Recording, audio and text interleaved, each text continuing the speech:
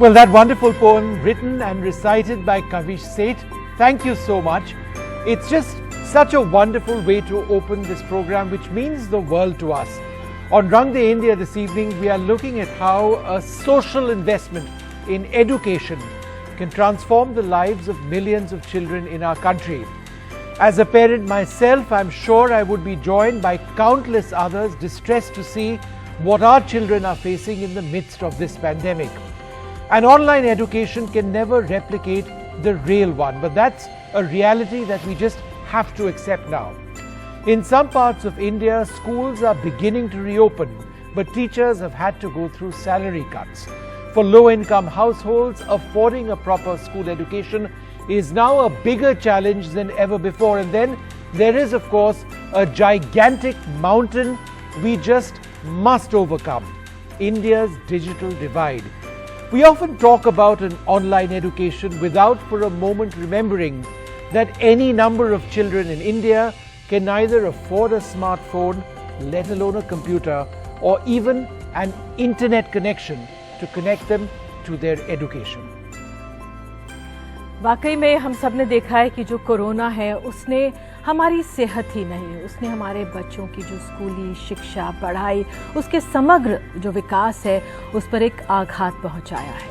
खास तौर से जो कमज़ोर वर्ग के परिवार के जो बच्चे आते हैं, सबके लिए जिस तरह से विष्णु भी बता रहे थे, ऑनलाइन एजुकेशन का सामर्थ्य जुटाना, लैपटॉप होना, स्मार्टफोन होना बिल्कुल ज़रूरी नहीं था। कईयों के तो स्कूल ही छूट गए, माता पिता की नौकरी चली गई तो फीस कैसे वो भरते। बहरहाल अब एक योजना लेकर आया है रंग दे। आपको याद होगा कुछ महीनों पहले वो किसानों, हस्तशिल्पकारों के लिए एक योजना लेकर आए थे इंटरेस्ट फ्री लोन की, यानी लोन मिले उसमें आपको ब्याज ना देना पड़े। वाकई में बहुत राहत की खबर है और ऐसे परिवारों के लिए है जो कमज़ोर आर्थिक परिवारों से आते हैं, अपने बच्चों को शिक्षा देना चाहते हैं, एक गरिमापूर्ण जीवन देना चाहते हैं, लेकिन उनको ऐसा लोन कहाँ से मिले जहाँ पर उनको इंटरेस्ट ना देना हो।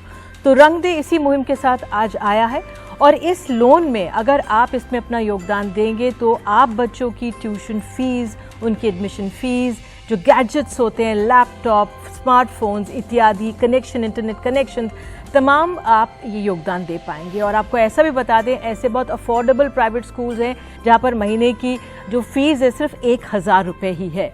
तो आप आज जुड़ सकते हैं और क्योंकि बच्चों को हमें बचाना है, क्योंकि जब विपरीत स्थिति से बच्चे आते हैं तो कुछ अपराध की ओर चले जाते हैं, कुछ बाल मजदूरी करने को मजबूर हो जाते हैं, कुछ डिप्रेशन के शिकार भी हो जाते हैं। तो आइए मिलकर हम अपना योगदान करेंगे और आज इस मुहिम के साथ जुड़ते हैं। Yes, as you were saying, Nidhi and Vishnu, if the future of our country depends on one thing, it's the education of our children. We all know that. Going to school is life-changing. And the most amazing aspect of India is the little-known fact that almost 50% of our schools, just under 50%, are private schools, and only just over 50% are government schools. And by private schools, we mean even the small schools in villages and small towns, which are increasingly in demand. You know, parents all across our country are really focused on sending their children to school. And there's a growing belief that private school education is better than government schools. In fact, in the last 25 years, look at the change. Parents are sending their children to private schools. These are unaided private schools. That has seen the biggest growth. The growth in pure private schools in villages, small towns, and in large towns has gone up by 25%. While parents sending their children to government schools has fallen by 18%. Now there's a major story behind all this shift from government to private, and not all government schools are bad, but the general reputation is that people are now preferring to send their children to private schools. And we shall come to the reasons for this during the course of this program. Now, because our parents are so focused on educating their children, they even borrow money from money lenders and others to pay for their children's education and school fees. Often parents have to pay money lenders 75% in interest every year.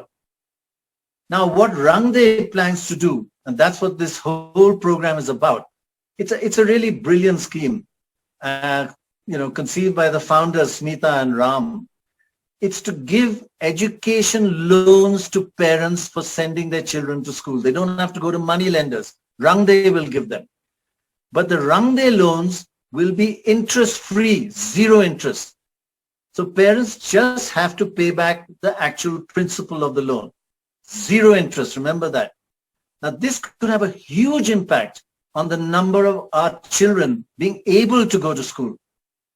So what we're asking all our viewers today is to please help our children go to school in the following way. Rangde is not asking for a donation, no. Say you decide to help children with 10,000 rupees or 50,000 or more, whatever. You send that money to Rangde. They will return all that money to you. It's not a donation, it's a loan. They'll return all that money to you, but you're giving a loan without interest, of course. So they'll give you the principal back. If you gave 10,000, they'll give you 10,000 back. If you give 50,000, 50,000 back, etc. But you see, with that loan, interest-free loan, you will help so many children to get an education, particularly the girl child. And the other important aspect of Rangde is its total transparency, which I love. Once you loan your money or you donate earlier for the education of children, you can go to the Rangde website at any time and see exactly how your money is being used and spent. So please come forward and send money to Rangde to help more and more of our children to go to school and have a life-changing experience. That's what this is all about. Well, on the first part of this program, we'll be looking at the crisis at hand, the extent of the problem, school fees, the cost of a digital education, and how and why access to affordable and accessible credit is key to give any number of children a real shot at a future. Well, joining us now, Muhammad Yunus, the founder of Grameen Bank, Nobel laureate, Magsaysay awardee. Wonderful that you can join us on this program. We are truly honored. Sir, the pandemic has had a very unequal impact on people. In India, for example, lakhs have been set back financially for years. They've moved from the lower middle class to poverty. And that's been statistically proven, over and over again. How do we manage this situation now? How should we be responding to the impact of the pandemic on poor people? Well, thank you. Thank you very much for inviting me and raising this very fundamental question during this pandemic period. As soon as the pandemic began, what you just narrated for India, it also became true all over the world. It's not just India. Because the economic setup that we have, the system that we have globally, follows the same system. Bulk of the population is near the bottom of the pyramid, the bottom of the income level of all countries. So if you put, if you draw a line for $5.50 in income per day, half the population will be under that globally.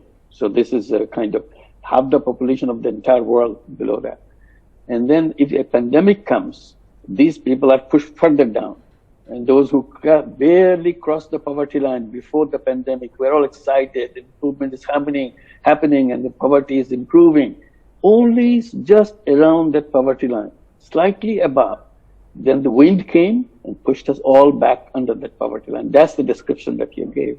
So we have to look at the system itself, why it happens, why all the people have to live close to that line, everybody. Like if half the population is under $5.50, if you add another $5.50, probably 75% of the population of the entire world is in there. Why is that? Where is the wealth? Where is the income? It's way above, somewhere else. So why this distance between the wealth and the income and the people? Who created this machine, which separates out, segregates people from the wealth? So we need a different kind of machine to build them together, to bring it together so that people and the wealth live together. So this pandemic raises this question. We have to redesign things in a way. So how to address this right away? Rangde is doing one part, this important part, in a small way, is a kind of initiative to demonstrate that it can be done, offering credit, financing. And financing is so important for people to survive, people to discover the entrepreneurship. When we talk about education, behind that is a very powerful thing, is entrepreneurship.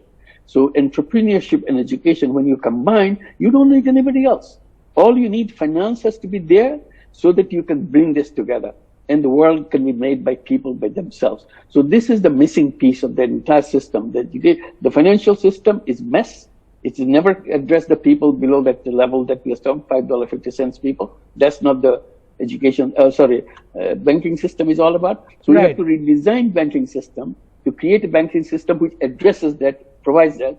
And that's what the initiative down there is having right now. So I think Pranoy had a question to you as well. Mohammed Yunus, thank you very much for joining us. Good to see you. So many small businesses have been destroyed or received a really huge blow. So many children have lost their education, have seen their education disrupted. Tell us about the kind of role that microcredit and social businesses, social investing can play in rebuilding livelihoods and providing access to schools and education for the poorer people in our society. Yeah. So even before pandemic, in a normal day, still there, it's same problem, but in pandemic it gets condensed. It becomes very, very big, unbearable. But so what we did, we tried to bring finance to the poor people. That's what the microcredit was created.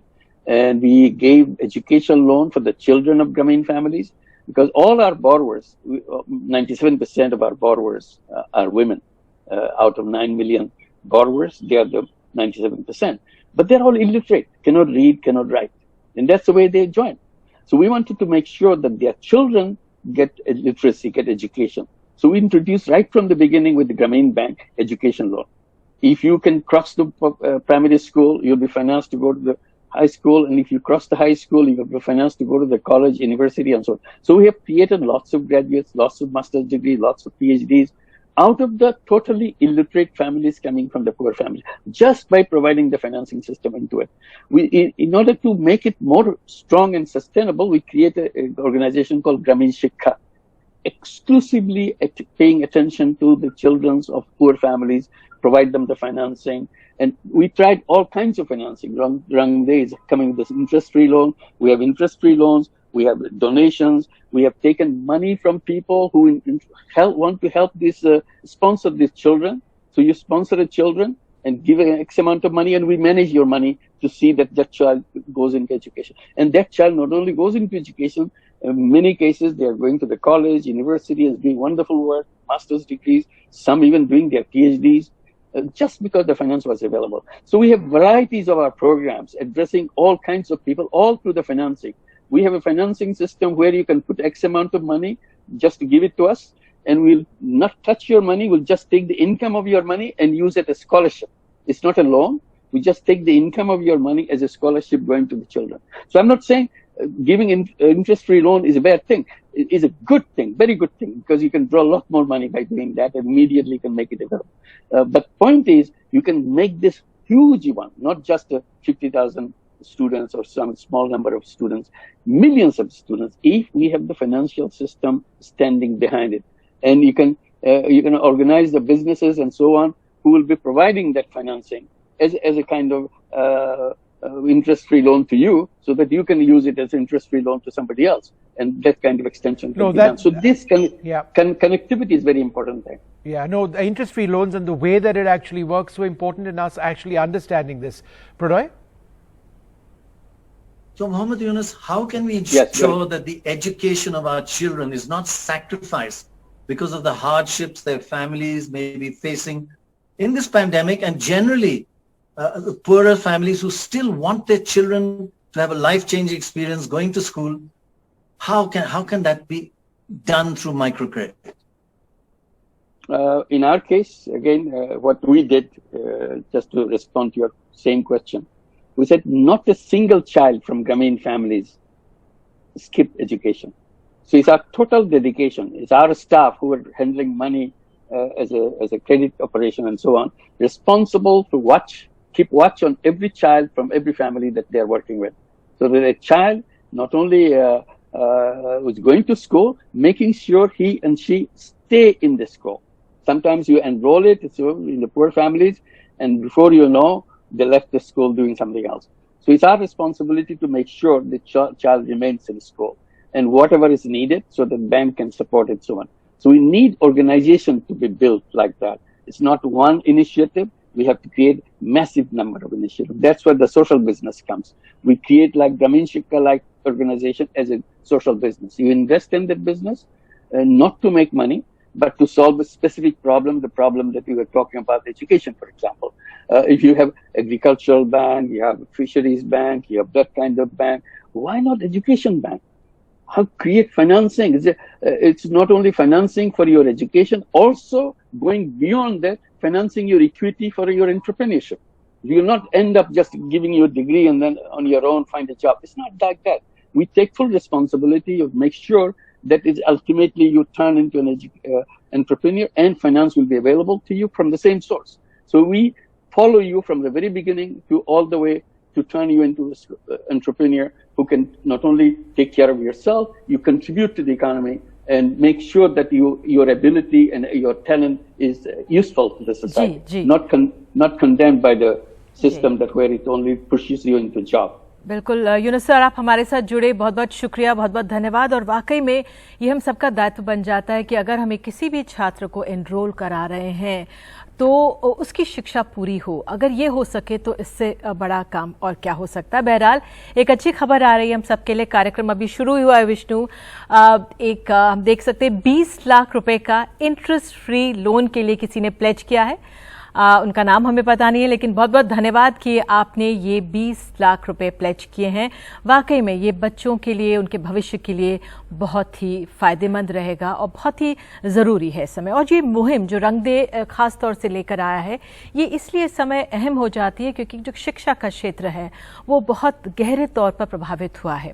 हम सब जानते हैं कि एक 50%, जिस तरह से doctor Roy भी बता रहे थे कि 50% जो हमारे छात्र हैं वो सरकारी स्कूलों में पढ़ते हैं, लेकिन जो और 50% प्राइवेट स्कूल से पढ़ते हैं उसके भी 70% जो बच्चे हैं वो अफोर्डेबल प्राइवेट स्कूल्स में पढ़ते हैं। बच्चे हमारे देश के जो परिवार हैं बहुत एस्पिरेशनल हैं, क्यों नहीं वो एक अच्छी प्राइवेट शिक्षा भी पाएं। सरकारी शिक्षा जहां पर अच्छी है वो बहुत अपने आप में स्वागत योग्य है, लेकिन अपने आप में अगर जो परिवार गरिमा से अपने बच्चों को शिक्षा देना चाहते हैं लोन लेकर जिसमें उनको बिल्कुल भी इंटरेस्ट ना देना पड़े, तो ये मुहिम बहुत ही कारगर है। रंग दे के आप हमारे साथ जुड़ सकते हैं। Well, joining us now, Kumari Shebulal, the founder of Sarojini Damodaran Foundation. Thank you, Mrs. Shebulal, for being with us. Thank you for being a part of this campaign. Now, you are, of course, the founder of Sarojini Damodaran, and your philanthropic work is in areas including healthcare, organic farming, social welfare. But you've also chosen education as an area of specific focus. Why? How did you get into this? Why is education so important in the context of what you do? My mother was illiterate, but she has seen people who come to the village as doctors or doctors in that primary health center or the teachers in the school.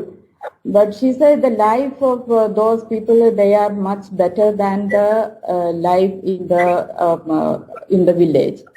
So she thought her children also should get education, and she insisted that we will go to school and get the education. Those times, what happens was during the harvest time or any of those agriculture time, none of the children will be in the school. So they all wanted to work in the field and support the family. Right. But my parents insisted that I should get a good education and get a better life. So that is the one of the reasons that we choose education as our focus point. And because of the education, we are here right now. Mrs. Shebulal, if you had to explain to people watching and including me, why is it so crucial for all of us to support the cause of ensuring that education is not disrupted for an entire generation? How would you describe it? What would you say? Yes, actually, I can give an example. Yesterday, I received a call from my school. and we have a hostel there. That hostel is for the underprivileged children. They are studying in the school, because if they are in their houses, they will not be able to study. So yesterday night I got a call from Colonel Menon, who is the director of my Ankur program, the hostel program. He said the government has ordered that all the children has to go home. And we work so hard to, with these children to make up their studies and their emotional and all the well-being. But now all of them have to go back. It is really hard, so because once they go home, they don't have they will not even have food. They will not be able to study properly how we were doing there. So there is lot of children are struggling like that. So people like us has to support these children. Only then they can get an improved life and get a better life. बिल्कुल, बहुत बहुत धन्यवाद हमारे साथ जुड़ने के लिए कुमारी जी, क्योंकि ये बहुत अहम हो जाता है कि जो ख़ास तौर से लड़कियां हैं उनकी जो शिक्षा है वो ख़ास तौर से प्रभावित हुई है। अब हमारे साथ बेहद खास मेहमान हैं Vinita Bali, former CEO managing director Britannia Industries. मैं आपसे विनीता जी ये समझना चाहूँगी कि इस तरह की जो सामाजिक दायित्वों की मुहिम होती है वो कितनी अहम हो जाती है कि किसी परिवार को लोन भी मिले लेकिन उसकी जो गरिमा सम्मान है वो भी बना रहे, और ख़ासतौर से शिक्षा के क्षेत्र में जो लोग काम कर रहे हैं, संस्थाएं काम कर रही हैं, उनको ऐसी योजनाएं कितनी मजबूती दे सकती हैं? थैंक यू निधि, बहुत बहुत धन्यवाद। जो आपने प्रश्न पूछा है वो बहुत अहमियत रखता है, क्योंकि इस समय जो चैलेंज है भारत का वो ये है कि पहले तो जो स्टूडेंट स्कूल में हैं उनके लिए उनके परिवार के लिए बहुत कठिनाई की बात है कि इस आर्थिक स्थिति में वो स्टूडेंट्स को स्कूल में नहीं रख सकते, और खास करके जैसे आपने कहा गर्ल स्टूडेंट्स, बहुत सी हैं गर्ल स्टूडेंट्स जिनको स्कूल छोड़ना पड़ रहा है क्योंकि उनके पेरेंट्स सपोर्ट नहीं कर सकते। तो आपने और भी एक बात कही, जो उनकी डिग्निटी है, जो उनका सम्मान है, कैसे रिस्पेक्टफुली उनकी मदद की जाए, क्योंकि जो मेरे एक्सपीरियंस में जो मैंने एक्सपीरियंस किया है वो ये है कि जो ये पेरेंट्स हैं they want dignity, they want as much respect as any of us. तो उनके लिए अगर हम ये सहूलियत कर दें कि उनको इंटरेस्ट फ्री लोन दिया जा रहा है, या जैसे डॉक्टर यूनुस ने कहा और भी अगर कोई जो प्रोग्राम्स हैं, उनके लिए ये इतनी मदद की बात होगी और उनके परिवार के लिए ये इतनी बड़ी बात होगी कि वो अपने बेटे बेटियों को स्कूल में रख सकते हैं। जी। So Vinita Bali, social investing is also sustainable, isn't it? That's the key point. It's a sustainable way of making a difference to society. But coming back to education again, that focus. When families face terrible hardships, we've seen from the recent experience that it's the education of the girls in the family that is sacrificed first.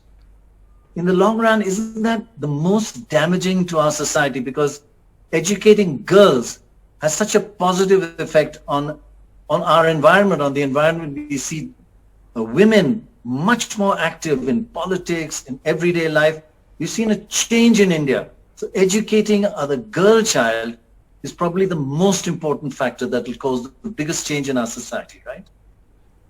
Dr. Roy, I couldn't agree with you more. I think education of boys and girls, and especially girls, is so critical for the future India that we want to create. And let me give you a specific example so it's not just conceptual.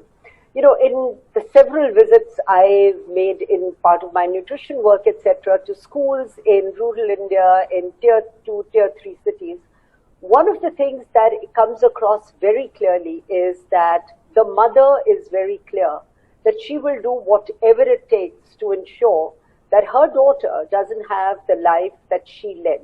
Now, that mother could be working in an agricultural field, she could be coming and cooking in our homes.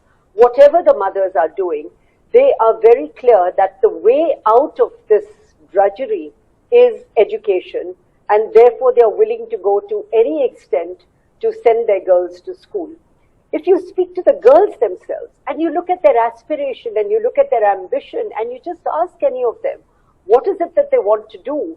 You know, they say things like they want to serve the country, they want to become a scientist, they want to, you know, nobody says I want to be in business and make lots of money, which by the way is quite intriguing. But they want to be teachers, they want to join the army, they, you know, so it is so essential, and I think it is so unfair that at a time like this, we have to pull our students, our children out of school. And as we've already seen, you know, the estimates are 6 million children have been pulled out of the school system in primary schools during this pandemic, of which there is a higher proportion of girls. And therefore, initiatives like this one become so critical and so important. Yep. And therefore, people like us have to participate to make sure that the future of this country and the aspirations of our children are met. Ma'am, so many small businesses have been destroyed, families have been hit by financial setbacks. The other benefit of social investment and interest-free loans is that it asks nothing of them in return, and so it removes all potentially, you know, exploitative situations. Tell us about that, how that's a key part of making this work. You know, I think that's a very important part of making this work. We should not assume, and I've got first-hand experience on this, that, you know, the poor are waiting for our charity. They are not. They are waiting for our support. They are waiting for our help. They have dignity. They have respect. And they are willing to work hard. You know, nobody wants to sit at home and live on charity. They want jobs. I think part of what we can also do is to give them that confidence, to give them that comfort, that at this difficult time, they don't have to sacrifice the education of their children. And through these loans and through this, you know, this whole concept of social impact investing, or whatever name we want to give to it, it is one way of keeping their dignity intact, of making sure that their children are not deprived of an education just because we're going through this hardship. And this is also a time for the rest of us to come forward and say, this is our India, this is our future, and if we don't invest in it now, what is the kind of India we're going to end up creating? Sure. I think that's so important to remember. What is the kind of India that we really want? Vinita Bali, thank you so much for joining us. It's always wonderful speaking to you. You've of course also chaired the Governing Council of Welham's Girls' School, so your connect with education is immediate, and it gives you a real understanding of the crisis that we are in presently. Thanks once again, ma'am, for being with us this evening. Thank you. Now, we have a fantastic announcement that we'd like to make at this point. I think, Nidhi, the best part of this program is that there are going to be lots of, hopefully, fantastic announcements as we go forward. But right now, a Delhi-based foundation has pledged 50 lakhs towards the Rang De India Foundation for education. Now, this social investment will go towards providing interest-free loans so that kids from low-income households can keep studying. Isn't that absolutely fantastic?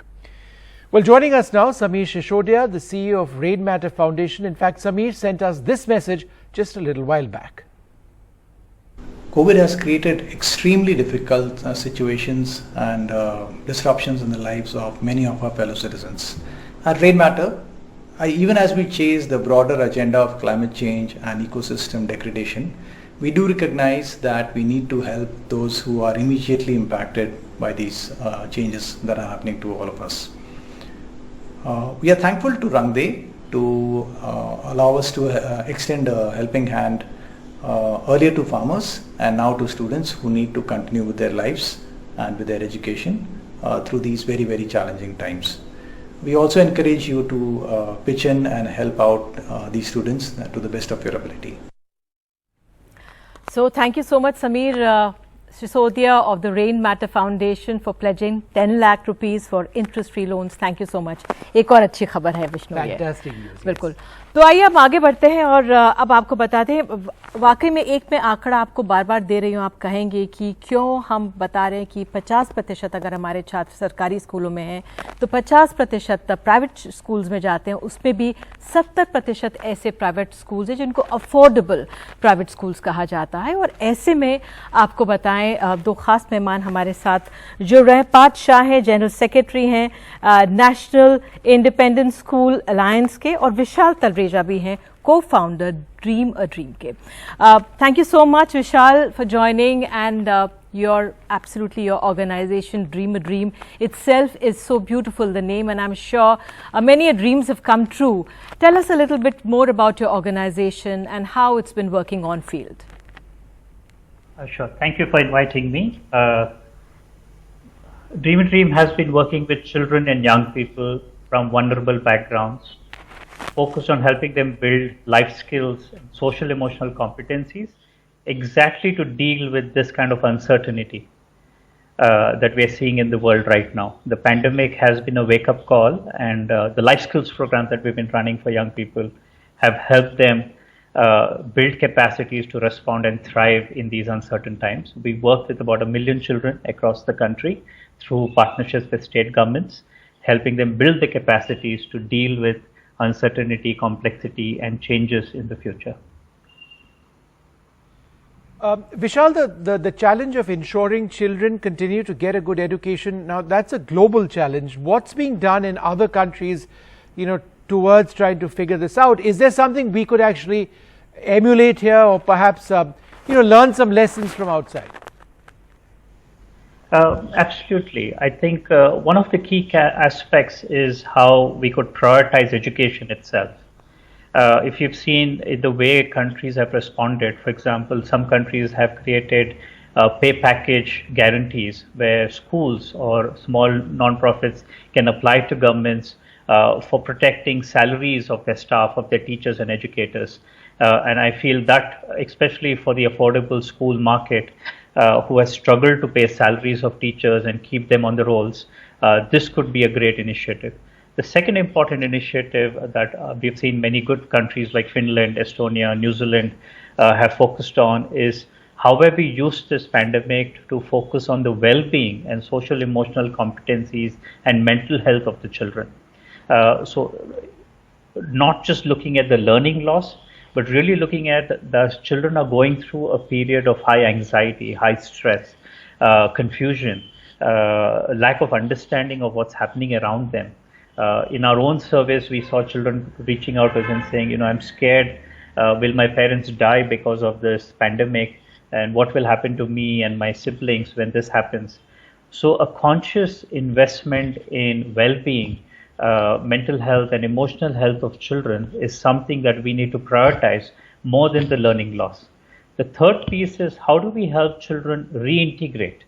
Now, as they come back into school environments, whether it's virtual or physical school environments, a big challenge for children would be that one is they've lost an entire year of learning, but they've also lost an entire year of connections and relationships. And children need to reconnect with themselves, reconnect with their friends and peers, reconnect with their teachers, and reconnect with the world around them.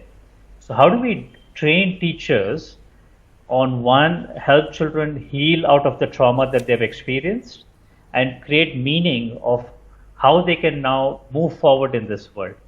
And these are the three initiatives I think have been very powerful to help children reintegrate into learning ecosystems. Vishal, thank you. You've said a very important thing, that it's how important it is to actually look into the well-being of the children rather than just focusing on the education loss. We'll move ahead. We have Parth Shah, General Secretary, National Independent Schools Alliance. Thank you for joining.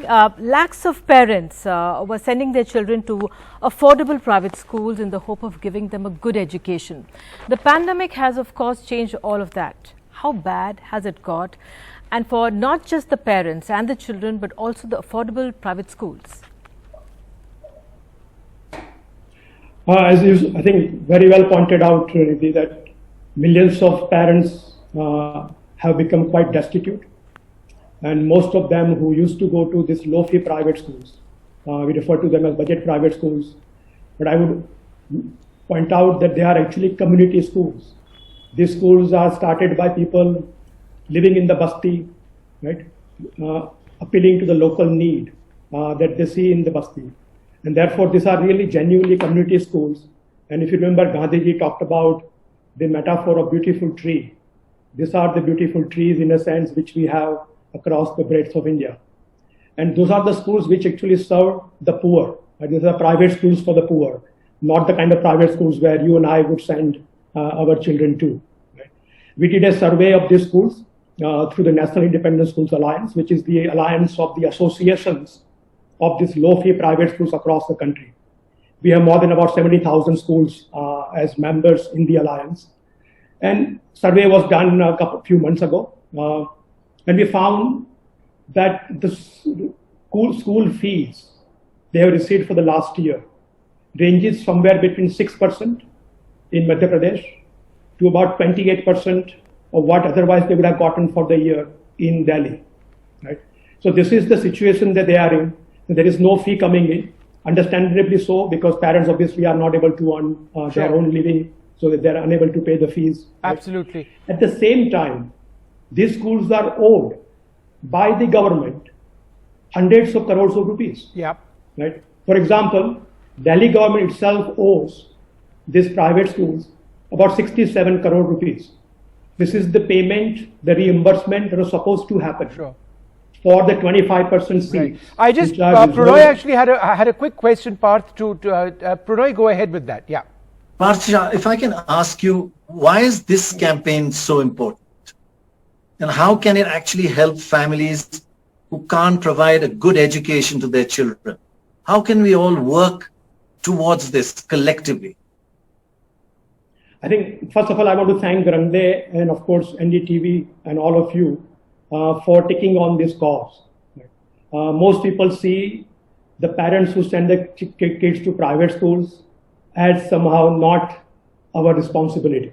Right? In some sense, half of the students who are going to private schools have been abandoned by the government. There is nothing being done for them. And this is probably the only effort that I see which is being made by Rangde and NDTV to help these parents. I will point out that many people think that if these kids don't go to private schools because they can't afford the fees, well, they will go to government schools. Right? But they don't realize that that is actually quite difficult for these students to do, because most of these, even the low-fee private schools, are in English medium. Yeah. Now, it's true that teachers may not speak perfect English in the classroom. Yes. Right? It must be language, Hindi, English, both mixed in the classroom. But the textbooks are in English. They study in English. Their exams are in English. Right? And this is what they have been going through in these budget private schools. Yeah. Now, for them to shift to a government school, where the instruction would be in local language, whichever state that they may be in, right? It is almost impossible for them to readjust, right, for a short period of time in this situation. So I urge everyone who is listening to this program that this is the best thing we can do, is to provide self-help. Yes. Help the parents who are willing to help themselves. Right? They are sending their kids with their own hard-earned money to these low-fee private schools to get slightly better education for themselves. Absolutely, and I think just the point that you're making, Parth, about how making that transition it's impossible. It disrupts lives. It disrupts a child's happiness at one level. It's not just financial. Making these transitions are often so difficult, but it's an important point, and I'm so glad that you made it. Parth Shah and Vishal Talreja, thank you so much for being with us on this program. Well, Nidhi, we've got a really wonderful guest coming up next. Ashraf Onissa joins us from the Raza School in Bengaluru. How has the pandemic made things different, Ashraf, for you in school, for you, your friends? What's changed? I'm myself Ashraf Onissa from grade 9. From grade 9 from Bangalore. Go ahead, we can hear you. I was studying in 8th standard last year. and it was the last month of exam. We was preparing for our exams with our teachers and our friends. We were such enjoying that preparation with teachers and friends, and in that during our exam preparation, the government laid a rule that for lockdown, and in that our exams got cancelled. We felt little sad because we hard worked for our exams, and it laid. And because of exams, some students felt very happy, and who prepared well for the exams, they felt little sad because their hard work didn't give success. And in the lockdown, when we was in school, one group came as a dream. These supporters, and I was in 7th standard. From 4 years I am with Dream, studying with Dream, and this is a additional class which they will show us our talent. They will show us like a mirror what talent we have and what can we do in future, and they help from their force. Sure. And from 4 years I was in this additional class. Yeah. And from starting we was having this training. बिल्कुल अशरफ, आपकी बात समझी We was हमने। having dream ने this कैसे training मदद of की art आपकी। and- डॉक्टर रॉय एक सवाल पूछ रहे हैं आपसे। Doctor Roy will ask you a question. So Ashraf, Unisa, what do you want to become when you grow Okay, up? ma'am. What do you want to do in Yes, life? sir. I want to be a role model in life, because in my age my friends and their families, they didn't give them to study, and I want to be a role model because I want to show them the girls can do everything if they try.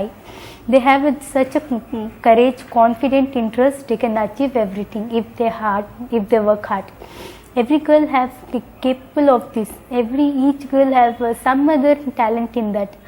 But we girls should get a little one chance to prove ourselves, to believe our parents that we can able to achieve everything. We are capable of. And I'll tell you what, you success. already are a role model. Right. You're already a role model, isn't she? Absolutely, absolutely. बहुत बहुत शुक्रिया अशरफ जुड़ने के लिए, और उम्मीद करते हैं आपके आगे के सपने तमाम पूरे हों। अब हमारे साथ बेहद खास मेहमान है Urvashi Sahani, founding president and CEO study hall education foundation. बहुत बहुत शुक्रिया जुड़ने के लिए मैम। मैं आपसे पूछना चाहूँगी, आप एक मार्गदर्शक हैं, ख़ास तौर से जो अफोर्डेबल प्राइवेट स्कूल्स हैं उस पर जो डिजिटल लर्निंग है, आपका क्या आंकलन है जो पैंडेमिक के दौरान किस तरह से असर हुआ है, स्पेशली ख़ास तौर से जो हमारी लड़कियां हैं, बच्चियां हैं, उनकी पढ़ाई लिखाई में? Thank you so much Nidhi, and congratulations Ashraf, बहुत अच्छा बोली है। पैंडेमिक में देखिए, जैसे औरों ने भी कहा कि डिजिटल डिवाइड बिल्कुल सामने साक्षात होकर खड़ा। सबने कहा कि ऑनलाइन एजुकेशन, लेकिन हमारे इतने लोग हैं, इतने लोग ज्यादातर जिनके पास लाइफ है ही नहीं, तो किसके ऑन जाए?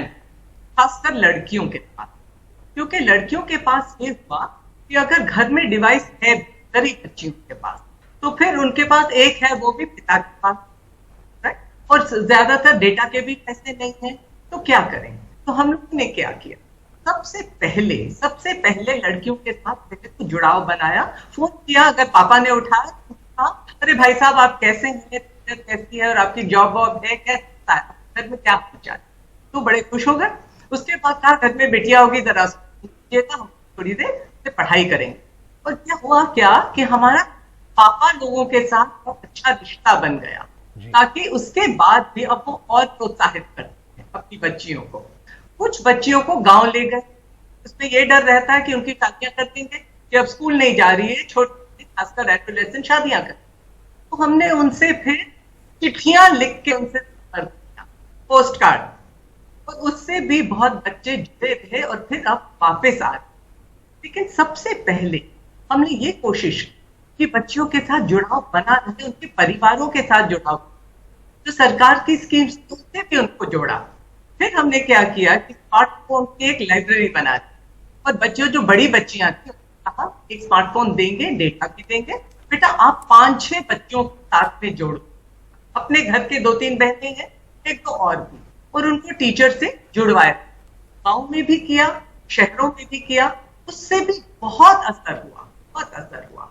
और ये कोशिश की दीप से दीप जले, कि जिसके पास डिवाइस है वो उसको शेयर करे।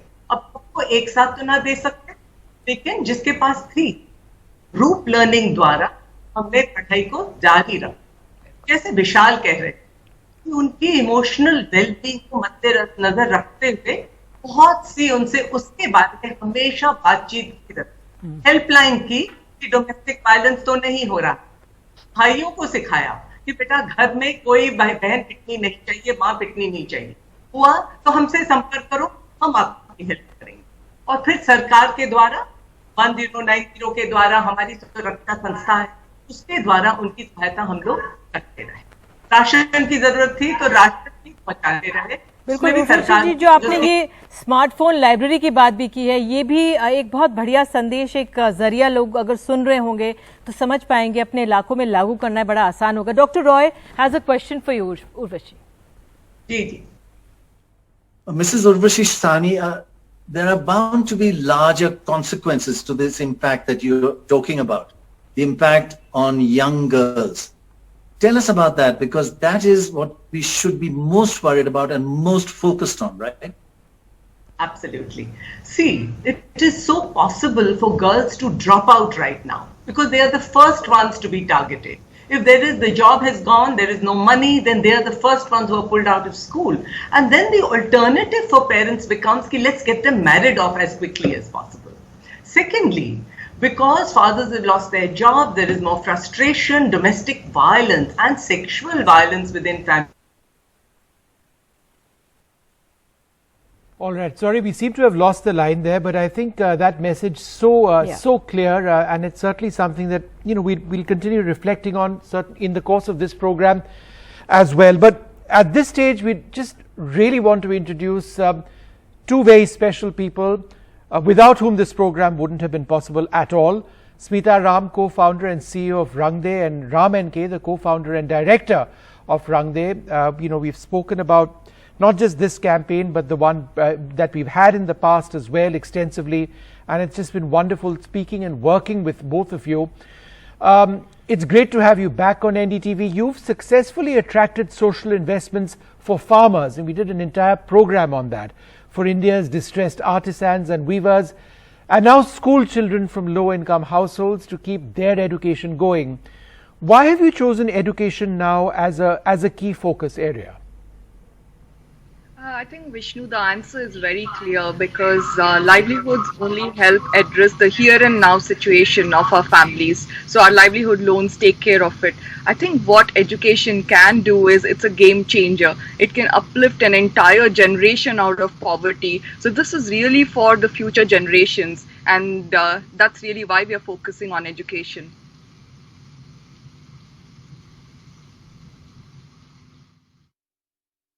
Ram, do you think this model of social investment has now taken root in India?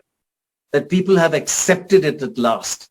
The fact that people have now seen how it actually works, that you've been so transparent, and that it does in fact do a lot of good. It has a huge impact. That in itself will help it grow into an even bigger movement and have even a bigger impact. Social investment really is the key to our future. I think we've just got started. We still have a long way to go, because it would take a while for people to understand that this is an investment which actually comes back, and they could reinvest and help so many others. So it's something which they will have to experience it, and I think we have just got started, and there's a long way to go until this becomes a movement, because this is a lot more sustainable way of making a difference. Of course, every bit counts, will count, whosoever जो यहाँ पर योगदान देंगे अपना। मैं आपसे समझना चाह रही थी कि अगर कोई इस मुहिम से जुड़ना चाहता है, राशि बहुत बड़ी होने की ज़रूरत नहीं है। आप जब से कल बात हो रही थी, आप हमें बता रहे थे किस तरह से जो प्राइवेट स्कूल्स हैं कुछ ज़्यादातर, उसमें 1000 रुपये महीना की फ़ीस है। तो थोड़ा हमारे दर्शकों को एक्सप्लेन करिए कि वो जितना भी करके जुड़ सकेंगे, वो अच्छा रहेगा योगदान? बिल्कुल। सो बिकॉज 1,000 एक महीने की फीस हो सकती है और उससे भी कम होती है काफ़ी स्कूलों में। तो अगर आप 10,000 मान के चलें या 1,000 भी अगर आप दें तो एक महीने की फीस वो पे कर पाएंगे। और इसमें खास बात यह है कि आपके पास ज़्यादा मनी की ज़रूरत नहीं है अगर आप एक चेंज बदलाव लाना चाहते हैं। और वो अक्सर ये होता है कि हम लोग टालते हैं इन चीज़ों को कि नहीं, अगर हमारे पास थोड़े और पैसे हो जाएं फिर हम इस पे हम सोचेंगे इसके बारे में। और हमारे प्लेटफॉर्म में खास करके तो 100 रुपये से आप शुरू कर सकते हैं।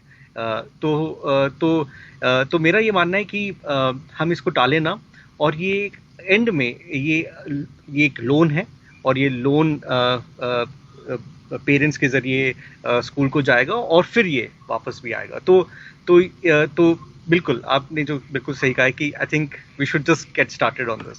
बिल्कुल, बहुत बहुत धन्यवाद कि आप दोनों जुड़े। और एक बात यहाँ पर और मेंशन कर दें कि जो पिछली मुहिम में किसानों को जो लोन दिया गया था, पूरा लोन रंग दे ने एक तरह से वापस किया है। तो ये अपने आप में एक बहुत बड़ी राहत की खबर है कि किस तरह से जब आप लोन लेते हैं ब्याज मुक्त ये पूरा लोन होगा।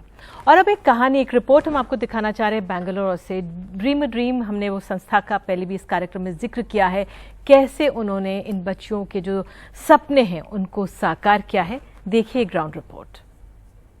There is potential in all of us. Sometimes little help is needed to develop that potential. We're at the Mount Everest English School in Bengaluru, just off Mysuru Road. And we're going to meet a goalkeeper with a goal and a budding businesswoman. The focus of school education may be the syllabus, what goes on inside these classes. But sometimes it is what children learn outside the regular classes that really makes a difference. Once a week, Dream comes to this school to help the young students realize and achieve their dreams. Divya is a 15-year-old 10th standard student. Her father Ranganath, an auto driver, drops her at school every day. Her mother Netravati is a tailor. I learned so many things in the Dream, life skill, helping nature, solving the problems. My dream is I want to become a doctor. In 2020, the COVID is come and so many people are dying. I think I will become doctor and help so many people taking without cost. Manya is 16 and this 10th standard student enjoys her Dream sessions. Her father is a driver. Her mother works in building. I learn about my talent, skills, self-confidence, confidence, everything. How to behave, how to feel, how to think, and everything. Their facilitator is Nagaraj, who says his life as a child was turned around by the Dream program and who is happy to share what he learnt. When I see that back 3 years past, so when I finished this 3 years journey, I feel that happy to proud myself. When I try to give something what I know for young people, they learned and they're going for their lives. We hope the children get the help they need to see their dreams come true. With DM Kumar, Maya Sharma in Bengaluru for NDTV. And as promised, we have even more good news on this program. 3 anonymous pledges coming in at this point. 2 are of 10 lakh rupees each. One is of 7 lakhs. So that's a further total investment that have come in over here, and many more children whose education can continue uninterrupted. Thank you very much for these 3 anonymous social investors. Well, in this part of the program, we'd like to focus on how social investments work, how there is accountability in the funds that you contribute. It's not just that you bring in the funds and it disappears, not at all. You will know where your money goes. How peer-to-peer lending is a reality, and the role of Rang De, because at the end of the day, it is a really small contribution, but one that can transform the lives of so many. I am a Rang De social investor. I'm able to invest in students across India with just a few clicks, but I'm able to stay connected and track the impact of my social investment. Through my social investments, I've been able to support parents in distress and experience their strength and resilience. I'm doing my bit to get children back to school. I am a proud social investor and I invite you to join me. ndtv.com/Rangde. Well, joining us at this stage, Bikram Chaudhary, the CEO of Green Arc Capital. Meeta Mishra also joins us, the Director of Impact Outreach. Ms. Chaudhary, if I can ask you first, tell us about Green Arc's mission, the idea with which it was set up. Yeah, hi. So Green Arc is a social investing business based in Singapore, and we connect institutional capital, into social causes such as Rangde. Our purpose is very much that we look at, investment on two axes, not just financial return, but also the social aspect of the returns, i.e. what good is it doing for society? How does that investment contribute towards, again, well-being, welfare, and education is a cause that's really close to our heart, and hence this partnership with Rangde.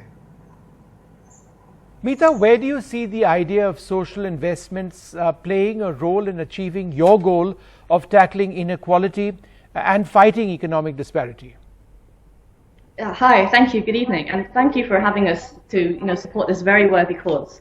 So I think social investment has a huge role to play with regards to solving the inequality.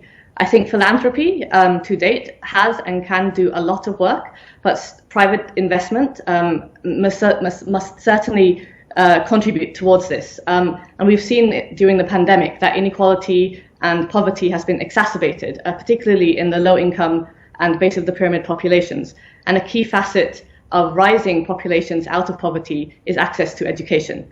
We need to provide them with the means of financial credit to access basic goods and services so that this inequality and the poverty doesn't transcend across generations, which is a key, again, just to add to Bikram's point, is a key mission of Green Arc.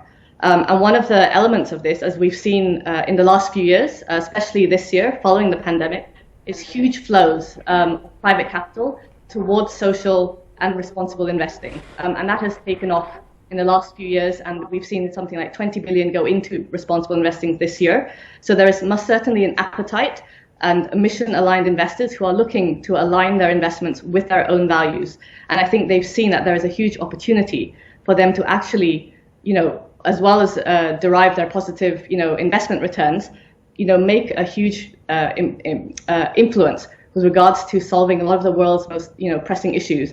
And as a financial institution and as a social investor, it is our responsibility to make sure that this capital, finds its way to, the most worthy causes. Mr. Chaudhary, you just mentioned how education is close to your heart. How important is this sector, and why do you tell us why Green Arc is supporting Rangde's education campaign? Right.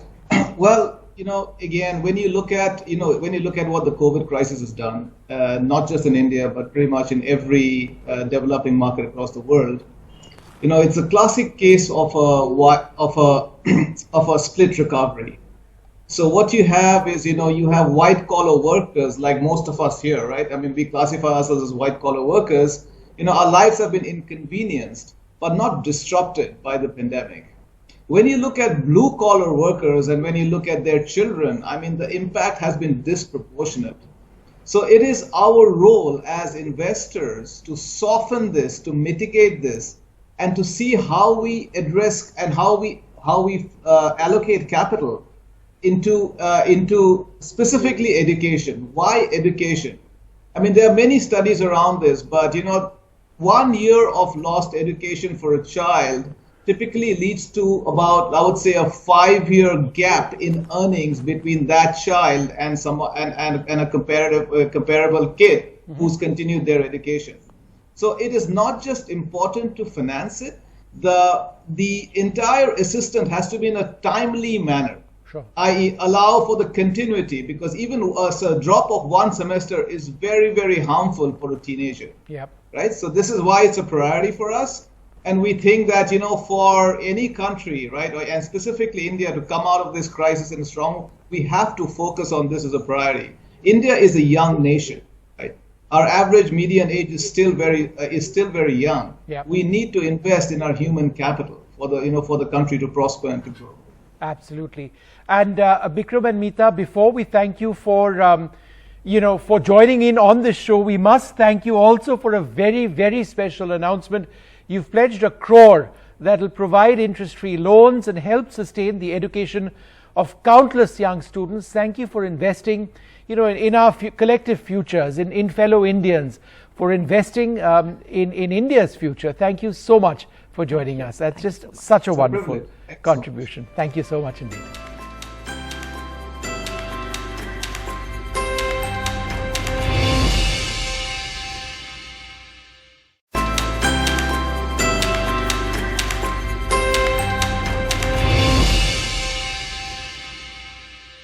अब हमारे साथ बेहद खास मेहमान है Chetna Gala Sinha, founder है मन देश महिला सहकारी बैंक के। एंड बहुत बहुत धन्यवाद माला जी, आप जुड़ी हैं चेतना जी।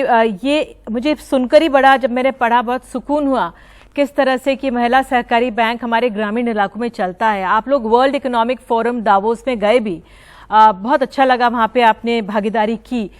मैम, जो ये हमारे ग्रामीण और शहरी इलाकों में खाई सी है, खास तौर से महिलाएं जो एंटरप्रेन्योरशिप करना चाहती हैं, उनको बहुत मुश्किल हालात में सामना करना पड़ता है। आप एक बैंकर भी रही हैं, उस हालात से किस तरह से आपको लगता है कि जब हम ये समाज में अपना सामाजिक निवेश करते हैं, एक महिलाओं को मदद भी मिलती है, उनकी जो गरिमा है, उनकी इज्जत भी बनी रहती है, और जो शहरों और ग्रामीण इलाकों में जो खाई, एक पुल भी बनता है। ये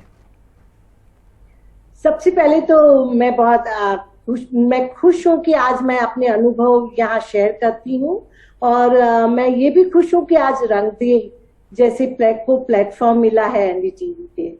ये बात महिला की बैंक की बात करनी हो, मानदेशी महिला बैंक की, तो मैं ये कहना चाहूंगी कि जब ये बैंक कोई बाहर के सपोर्ट से नहीं खड़ी, यहाँ शुरू में जब महिलाएं बचत करना चाहती थी और उनको बचत की कोई उपलब्धि, बैंकों की अपॉर्चुनिटी नहीं मिल रही थी, बैंकें कह रही थी महिलाओं को कि आप हमारे लिए अफोर्डेबल क्लाइंट्स नहीं है, तब शुरू में मेरे साथ 15 महिलाएं जुड़ी और कहा कि क्यों नहीं हम अपनी बैंक खड़ी करें, कोई बाहर सपोर्ट नहीं, महिलाओं की पूंजी, महिलाओं की बचत और महिलाओं का कर्ज, ये करके हमने प्रपोजल दिया।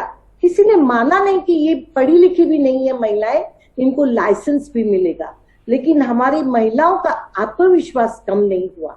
इसी से मैं ये कहना चाहती हूँ कि गांव में बहुत लोगों को विश्वास नहीं होता है कि गांव की महिलाएं अगर तय कर लें तो वो अपने विषय पे डटे रहती हैं, और मुझे अभिमान है ये कहने का कि हमारी महिलाओं को आज हमारी महिला बैंक ने लगभग करीबन 25 साल में 400 करोड़ से ज्यादा लोन ली है और उसको रिपे किया है, और मानदेशी फाउंडेशन और बैंक ने मिलकर करीबन 6 लाख महिलाओं को उद्योजक बनाया है।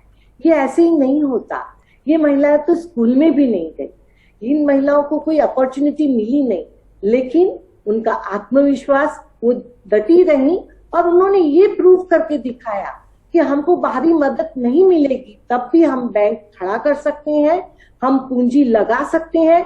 छोटी छोटी पूंजी लाखों महिलाओं ने लगाई। और Chetna ji, now you founded the Mandeshi Foundation and the Mahila Sahakari Bank, and this works towards economic empowerment of rural women. Tell us, from your experience, the sense of accountability that loans like this create, because it's not a handout or a donation, it's a loan. So there's a sense of responsibility. People have to return these funds. It's been given for a purpose, and that purpose has to be fulfilled. So the one thing I would just like to see when I see this, and when I watched Smita and Ram and Rangde, I know them very well. I strongly believe that when we are delivering the loan, or when the institution which is giving loan, one thing they have to understand is that listen to people, what they listen to them, make your solution simple. That is another. Create the products based on the cash flows of the poor people. For example, if you want to give a loan to street vendors, you cannot have an EMI. You have to create a loan in such a way that daily repayment is possible. So when the accountability will come, when the person who gives the loan, when the lender has the confidence and trust in the borrower, then the accountability will come. That is one. And the second is that borrower should know that you are going to stand with me. Because it's a first time borrowing, it's also not very easy. There can be a problem. But if borrower knows that, then borrower genuinely will come and say that I cannot repay the loan. Help me out. And we have to be ready for that also. Because it's not a one-time solution. No. You have to hand-holding. And the solution has to be flexible, as you mentioned. You know, loans cannot be of a particular design. The design needs to change to the different context and the type of the borrower. Thank you so much, very much. Thank you so much, ma'am, for being with us today. Thank you. Thank you so much. और वाकई में सुन के विष्णु 25 साल में 6 लाख महिलाओं की मदद हुई है, वो भी ग्रामीण भारत के इलाकों में। बहुत ही अच्छा लगा ये सुनकर जो ये सहकारी बैंक चल रहा है। बहरहाल तो वो समय आ गया है जब हम ये समझने की कोशिश कर रहे हैं कि भाई क्यों हमें मदद करनी है, क्या हमें मदद करनी है। हमारे साथ we have Alok Kejriwal, co-founder, CEO of Games to Win. Alok, I'd like to ask you, you are someone with a very successful track record in the digital space. How can we leverage technology and digital platforms to build trust? The foundation of technology has been built on trust. I mean, if you look at the way we engage with most of our platforms today, no one, met us and introduced us to WhatsApp or to Facebook or to email, but we use it like Google. We just use it with complete blind trust. And that's the power of technology, because it's so personal and it's so easy and it's non-obtrusive. We immediately trust it because it helps us. So it is a given that, such a phenomenal idea of helping people in what we call, just sitting from my phone and just sending money to people who really need it. It has to be enabled by technology. I run a games company, and people in Indonesia and Mexico and Turkey pay us money to buy a small car or buy a wheel or a dress. I mean, if they can trust us with their money to buy small little trinkets in a game, the least I can do as an Indian entrepreneur is to give my farmers money to live their life, right? I mean, it's unbelievable. Alok, why do you think social investing is so important now? What would you say to people watching this, to urge them or to give them an idea why they need to participate in this campaign? That's a great question, and I must answer that with a simple, fact of life. We all love instant gratification. The greatest thing we love is we can't live without it, right? That's what internet, social media, that's what your WhatsApp and Instagram is. You put up a post and you quickly look at it to say, do I get likes? Now, if you can be so obsessed by a LinkedIn like or a comment or Facebook, at the least you can do is quickly start helping people on platforms like these, and the gratification you will get is 1,000,000x more than those small little things we do. And the other thing is because of the virality, right? The beauty of technology and platforms like these, the reason we have to do it is because it's viral. I will not sit quiet. I'm on this show because I'm so excited. I could not believe I could do that. That's what I told Ram and Smita, that, where the hell was I before this? Why didn't you tell me this earlier? So if there are 100 Aloks, there'll be 1,000,000 more who will spread. That's the beauty of viral platforms. I just think it's fantastic, though, Alok, that you are on this evening, and thank you so much for being with us, and thank you for pledging 21 lakhs for interest-free loans for young students from low-income households. I mean, it's so important that you are investing in India's future with this pledge, as are so many others on this program. Thanks so much indeed. Thank you so much. Well, Adil Hussain, the actor, is somebody who joins us now. Education is an important cause for him. Education has been disrupted for so many children across India, whether it is because they've had to withdraw from schools for a number of reasons, or whether it's because they have no way to access online learning. Why is it so important to ensure that these children, especially from low-income households, get back to learning really quickly? I think this is a responsibility of every country or every society, that we do not leave behind amazing talents, those who are born in rural areas or in the areas where economy hasn't yet sort of gone in and lifted them up. I come from a very, very poor background myself. My father was a teacher. My father could not have afforded my education unless it was free. Right from primary school till I came to National School of Drama and got an scholarship to study acting in London. And there are so many other examples like that, you know, in our film industry itself. Nawazuddin, Pankaj Tripathi, Irfan Khan, and you name it. There are so many of them, and there could be thousands of Pankaj Tripathis and Adils, and those who are aspiring to go for higher studies in different fields according to their inner calling. And I think the initiative by Rang De is one of the most important initiative, because unless we educate the most important section, that means that the larger section of our society is not being able to support themselves to go for education and secondary and higher secondary and higher education. You know, Adil, what you were mentioning about how your father was a teacher himself, and you know, your link to education from obviously a very young age. What have you seen education do to the many students that you have interacted with? Up the horizon, it gives you a greater and larger worldview. It makes you a wider and larger person. It helps you to accommodate other ideas. It makes you a person who would understand the other. Overall, I think it helped me to become who I am today, and today what I am is not about how famous I am or what I'm able to do, but as a human being, that I have become a contributing member of the citizenry of the nation. I had been being able to help people to empathize through my art, and all the other students that I know, they are also they have become a creative member of the nation. They have become the creative member of the country. Was the only thing he wanted is that his sons to be educated. And he, of course, dreamt a different dream for me. He wanted me to become a professor in English, to study literature, to study English literature and Assamese literature and Bengali literature, in order to understand what humanity means, what humanism means, what country means, what patriotism means, what is the purpose of life, and all that.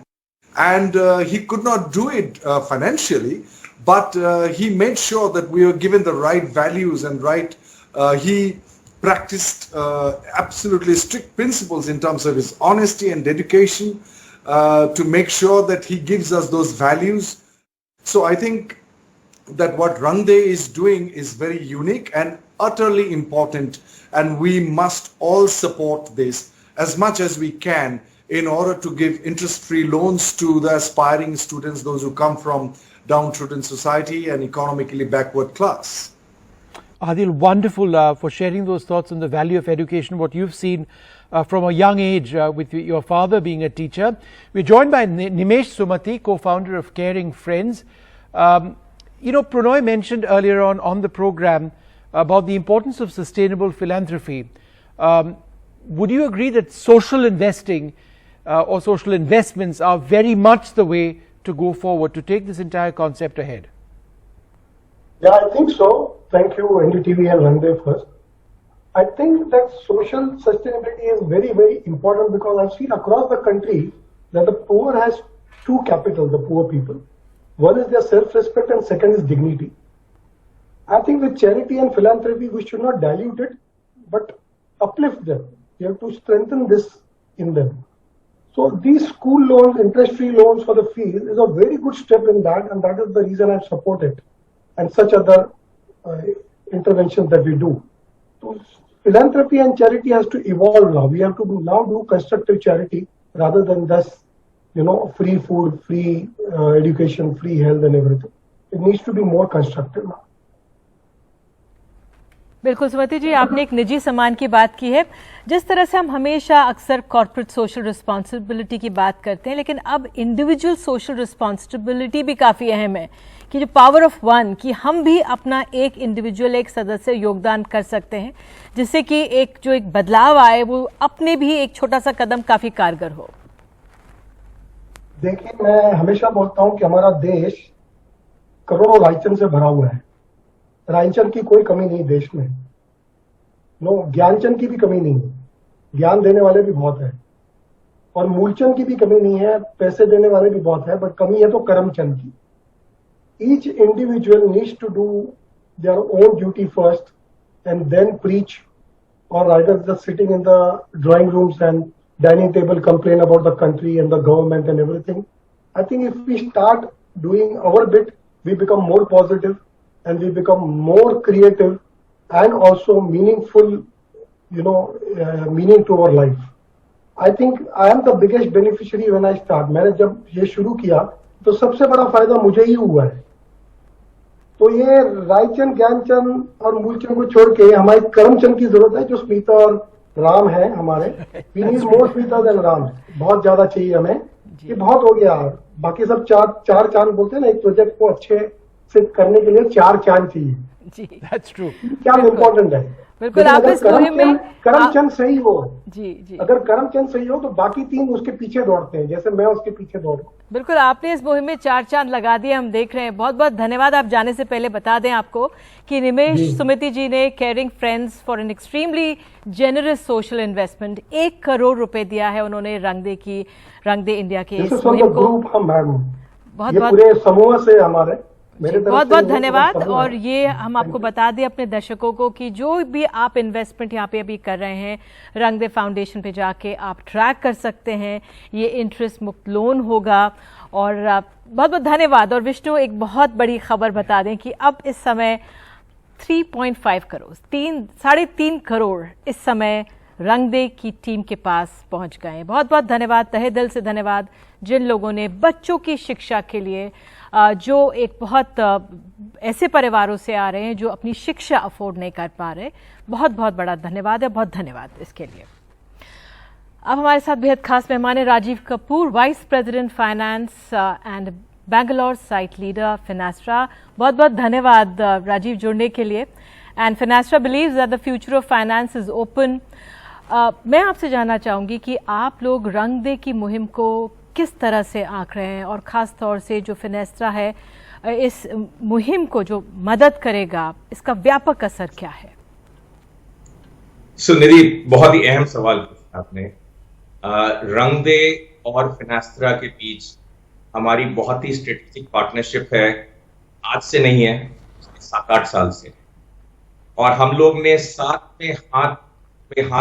में करके आगे बढ़ते गए हैं। अलग अलग कार्यक्रम हमने अलग अलग साल में किए हैं। एक साल हमने फाइनेंशियल लिटरेसी पे किया था, एक साल हमने अनबैंक पे किया था, एक साल हमने विमेन एंटरप्रेन्योर को सपोर्ट करने के लिए माइक्रो फाइनेंस लोन किए थे। तो अलग अलग नए जो कार्यक्रम लाते हैं स्मिता और Ram, we are really fortunate that we got the Karamchands as we just heard them, and again that's what really brings the satisfaction of being able to serve the community where we come from. और इस तरह के programme हम आगे भी करते रहेंगे। And रंग दे के साथ हमारा जो एसोसिएशन है हमारे पर्पस के साथ जुड़ा है, जो आपने पहले ही बोला, the future of finance is open, and that is what we really want to also bring about in the society that we are in. Rajiv, tell us a little bit more about the model of peer-to-peer lending. How is it so effective, particularly in the context of making social investments? So again, I think that's a great question. Look, people have always wanted to do good for the society. And that comes from the folks who really want to help. Many a times they really don't know how to help. And that peer-to-peer lending platform or an agency like Rang De facilitates that. And again, when we really look at, if you just kind of told the amount just before I came online of around 3.5 crores, this is what people across the country or across the world who are seeing this have got rallied in the last 1 hour 20 minutes. Now that's the power of people, and you need a channel to channelize that to the right people. Right. Which is where if you get platforms like Rangde, people who are really doing this, who have shown this as a track record, whether we look at the farmers issue that we took earlier, whether it's about the banking of the unbanked, financial literacy, I think there's a credibility angle also that comes into play. So platform, credibility, you would have a lot of people who would like to do in whatever way they can contribute, small or big, to really then help, in this case, educating the young population. Yeah. You know, there's more fantastic news which we can share with our viewers. Mr. Kapoor has pledged 25 lakhs as a social investment for education. Thank you so much to you and Finastra for actually doing that. It's just fantastic news to be hearing that. So that 3.5 crores has actually gone up now. And, you know, we hope to raise a lot more funds for this cause over the next, 40 minutes or so. Yeah. Well, Sandeep Rai, Chief of City Operations of Teach for India, joins us. Mr. Rai, how have the schools, both government schools and affordable private schools that Teach for India works with, been impacted by this pandemic? Yeah, so we at Teach for India serve about 32,000 low-income students, and so we work with about 270 schools. So we've been able to see a lot of this quite up close over the past year. And this pandemic, for the kids that we serve, but also for the kids across the country, it's been devastating. The United Nations predicts that we will see the biggest dropout this year that we've seen in more than 3 decades. And when you think about that, right, we have 1.5 million schools here. They're serving about 320 million kids, and 70% of those kids are actually considered poor. And a little more than 12 months ago, those 1.5 million schools and the 320 million kids they serve, they just shut down. Yeah. And as we often do, we saw 2 different stories. For kids of high-income backgrounds, for kids of wealth, schools adapt. Right? They went online, started teaching through Zoom. Kids were sent textbooks. Kids were given devices. Yeah. But for kids from low-income backgrounds, well, that adaptation happens. Yeah. Sandeep, they didn't have it. Yeah, it's a crisis-like situation. How do you see credit playing a role in the current situation? Yeah. So a large part of what happened basically has to do with affordable private schools. You know, exacerbating the issue is that India is unique. Affordable private schools actually serve between 35 to 50% of kids in the country. And most of these schools are trying to do an honest job of giving kids an education. And so when this pandemic hit, they stopped paying teachers. And as a result, they told kids that when schools do reopen, they just can't attend. So now in millions of schools across the country, we have a stalemate. Kids can't get back into schools. There are a few things that are, here's where credit comes in. First of all, we have to reopen schools. And as we reopen schools, we just have to vaccinate teachers. If we don't do that, nothing will move.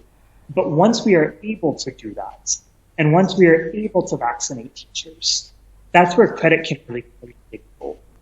Because for a large number of these affordable private schools, you just have kids that aren't able to basically get back in because their parents aren't able to pay the tuitions. Right. So if we're able to figure out money in the hands of these parents without charging high interest rates, then you can help these families reprioritize education in ways that they have in the past several decades.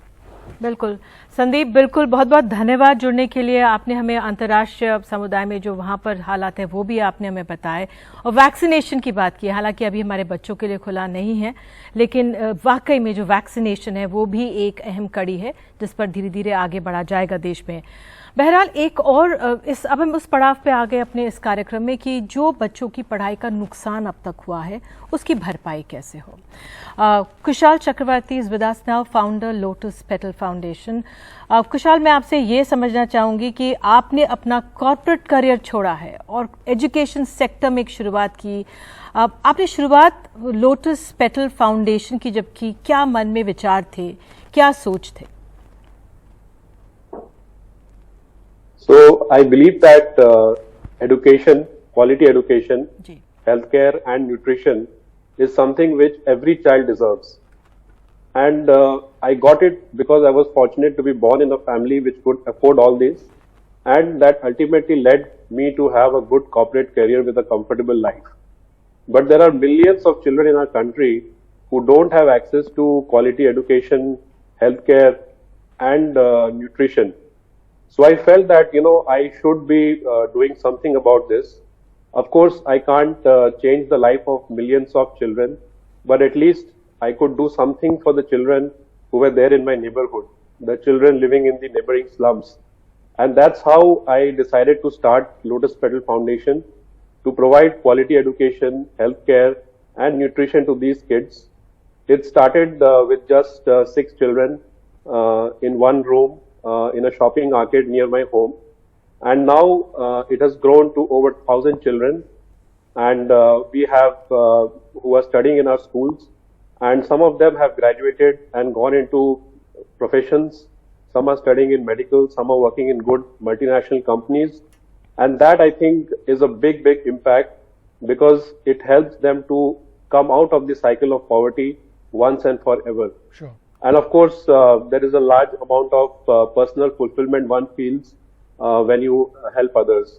I mean, at least from my experience, I can say that there is no greater joy than helping someone who needs it and to see that person use that to get ahead in life. Yeah. Mr. Chakravarti, as someone who works on the ground, what in your view is the urgent need for Rang De India, this and what they try and spread, this campaign and providing interest-free loans for education? Why is this model so important? This is very important because it brings a contribution from the beneficiary as well. So the beneficiary is also putting in a contribution in terms of taking a loan. There is a donor, of course, who is providing a large amount of funding for the education. There is a non-profit partner involved, and all three are contributing. So when all stakeholders contribute to it, there is, of course, a sense of confidence. Plus, it is very important for the children whose parents are taking loans and sending them to schools. They understand the meaning of credit. They understand how money works and how it can create value. And that is something which will hold them really good once they complete their education, because they have to work for another 50, 60 years. And the understanding of money is very fundamental to that. Plus, when the beneficiary is also contributing, even if it is a small amount of money based on their own effort, it also gives dignity to them. And giving with dignity, I think, is really, really important for the success of these children. खुशहाल, बहुत बहुत धन्यवाद जुड़ने के लिए, और आपकी इस कदम की सराहना करनी चाहिए कि जिस तरह से आपने अपनी एक अच्छी नौकरी छोड़कर बच्चों की शिक्षा के लिए अपना जीवन लगाया। बहुत बहुत धन्यवाद। और अब दिल्ली से एक कहानी उस बच्चे की जिसके पिता की कोरोना के दौरान नौकरी चली गई। 6 महीने तक तो स्कूल ने जो फीस थी इस बच्चे की वो माफ़ कर दी, लेकिन उसके बाद स्कूल ने भी हाथ खड़े कर दिए। देखिए ये report. The after effects of the COVID-induced lockdown and the ongoing pandemic continues to impact low-income households even today. For 34-year-old Yadram, losing his job amid the pandemic has made it difficult to make ends meet for his family, and not being able to afford his daughter's education has been the worst blow of all. पहले तो Covid से पहले बहुत सही था, जिसमें हम अच्छा कमा भी रहे थे और खा भी रहे थे, और बच्चे की फीस भी पे कर रहा था मैं, बिल्कुल। फिर जब कोविड आया, जब कोविड आने के बाद थोड़ा हालात ऐसे हो गए कि मैं ना बच्चे की फीस भर पा रहा था, ना कुछ कर पा रहा था। A few kilometers away from Lavanya's home is Hari Vidya Bhavan, a private budget school where she was enrolled for a year. It's not just Lavanya's family, even the school is facing a huge loss because of this last year. When the lockdown was, extended, a lot of parents lost their jobs, and even as a school, we were not receiving fees at all. We lost around 600 kids in the COVID time. But it was the school that ensured Lavanya is brought back into the system, despite the blow it was facing due to the COVID crisis. मैंने trustee से बात की, sir से, उनके जो भी थे, उन्होंने 6 मंथ की फीस माफ़ कर दी थी, उन्होंने कहा 6 मंथ की आप पे कर दीजिए आप. मैंने कहा ठीक है sir. Lavanya's father lost his job during the COVID time. So we kept on keeping contact with him. So then he finally came that I asked him simply that, if we can help out something, help you out. So we gave him a discount. We waived off his fees by 6 months and, we got the child back into the system. 5-year-old Lavanya dreams of becoming a doctor one day, but financial distress has led to a setback in the early stages of her education. मैं school जाना बहुत miss करती हूँ. मैं बड़ी होकर doctor बनना चाहती हूँ.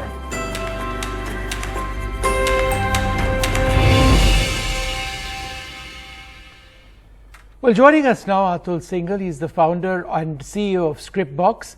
Thank you so much for joining us on this program. Now, we've been hearing about the power of micro-lending in helping people becoming self-reliant. Tell us about the power of social peer-to-peer lending, social investing, as we call it, where these investments, which could be small sums of money from many, can help break traditional barriers in order to access credit. Thank you, Bhaskar, and good evening to all of you.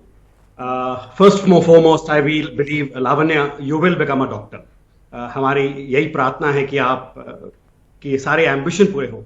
Low income should not mean low ambition. Low income should not mean low opportunity. From a social enterprise perspective, there's a huge multiplier effect for entrepreneurship. God has been very kind to us. We've been entrepreneurs. And because we are able to create jobs, because we are able to sort of mentor other entrepreneurs, it leads to growth. I have a little bit of experience in microlending.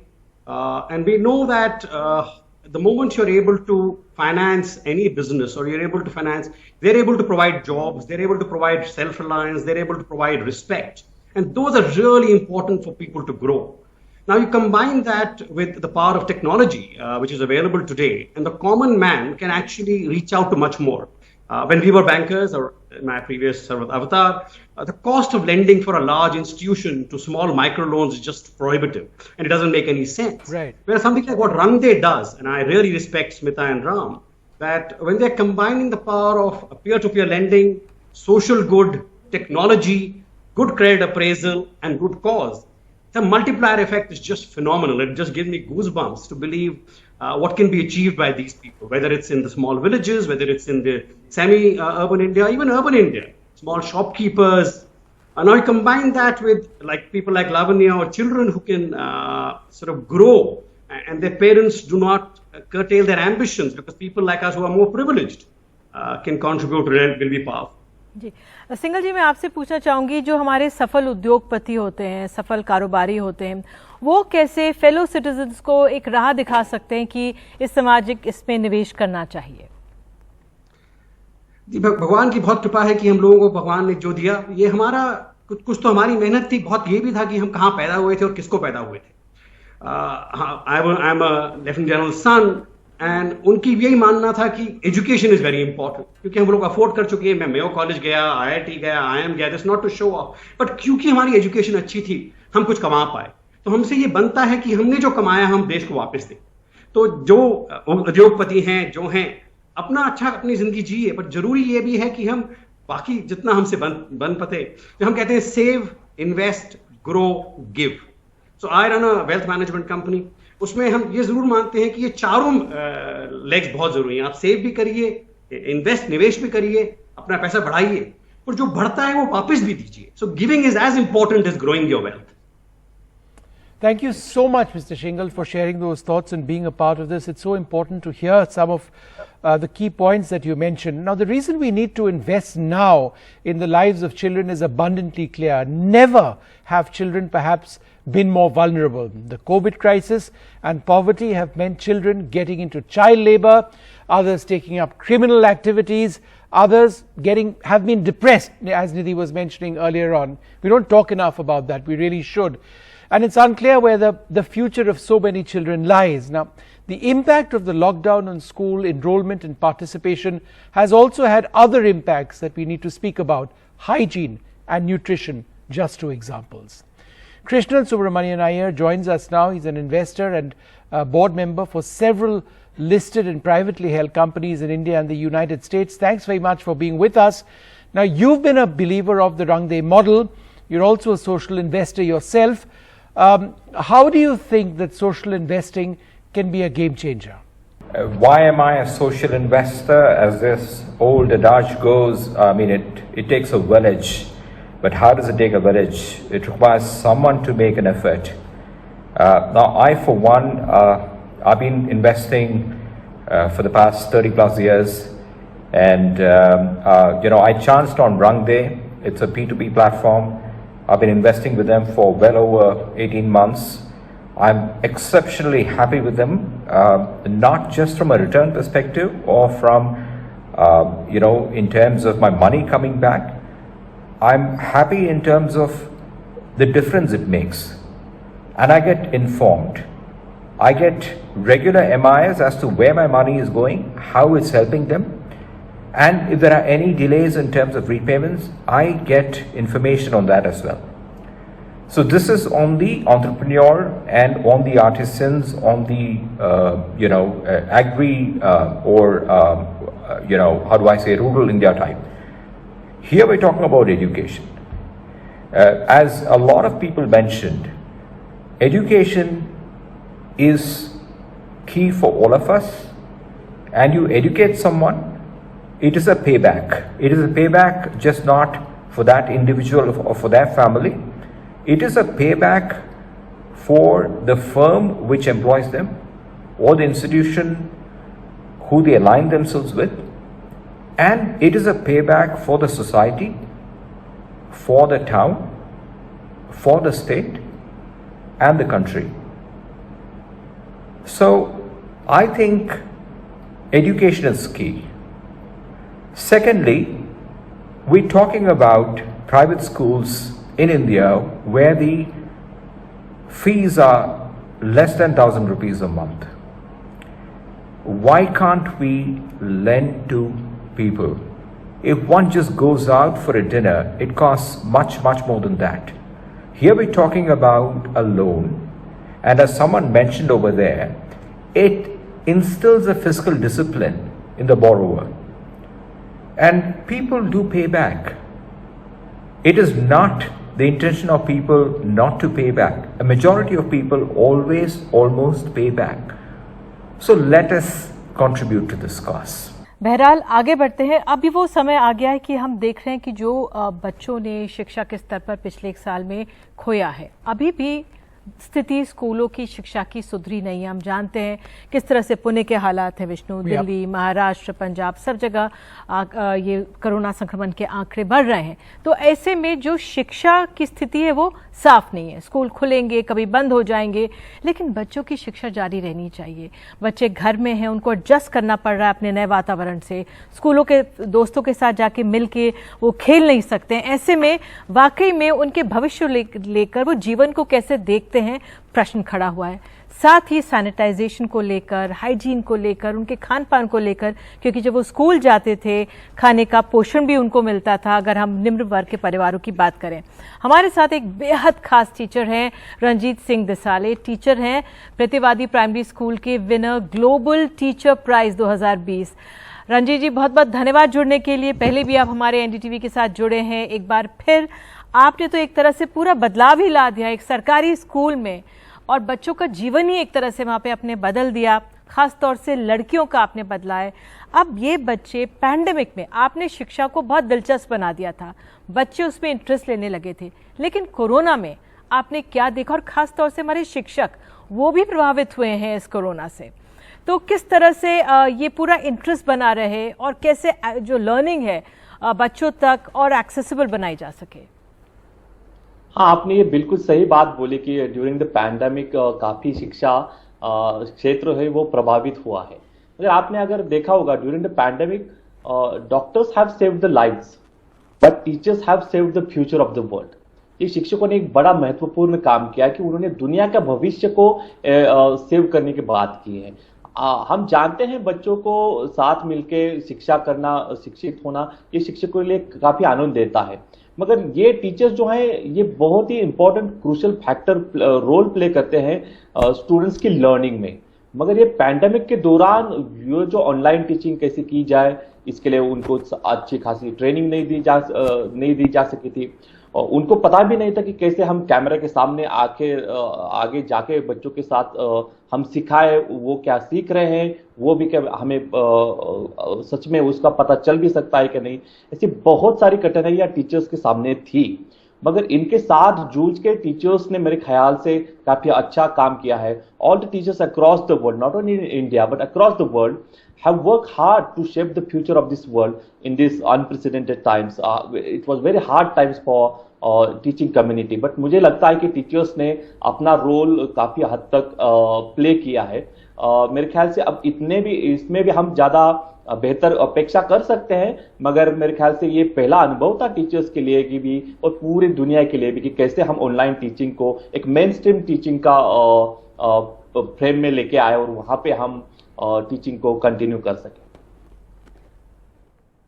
So thank you very much for joining us. I'm in absolute awe of you because you are an example of how an individual can make a major change in society. You don't have to have a huge organization. You as a teacher and what you teach, you don't just teach bookish stuff. You teach life skills and you prepare your students for how to face challenges in life. It's just wonderful. Can you just explain to us how you manage to continue in such challenging time that we are facing now?